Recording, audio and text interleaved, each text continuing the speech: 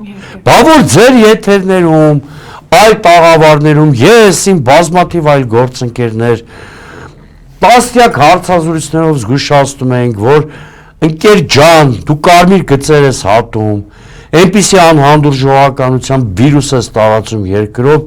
որ բումերանգի պես նաև քեզ է վերադառնալու, ինքը գիտեր մենք ընդդիմադիր չարակամությամբ ինչ-որ բան ենք գեներացնում։ Ախր ակնհայտ էր, չէ հարգելի Ժանա, որ ես իր բոլոր ոլորտների քաղաքականությունը հանգեցնելու է նման անտագոնիստական միջավայրի ձևավորմանը։ Հիմա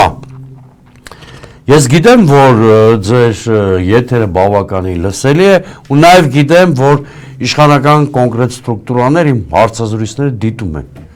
Արդից օգտվելով հազվադեպ եմ ես նման կոչեր անում Նիկոլ Փաշինյանին անձամբ եւ իրավապահ մարմիններին մասնավորապես հորդորում եմ այդ երկու երիտասարդներին հնարավորինս արագ բաց թողել։ Այդ կլինի նվազագույնը, որը հույս կներշնչի, որ Նիկոլ Փաշինյանը երեկվա միջադեպի խորքը հասկացել է։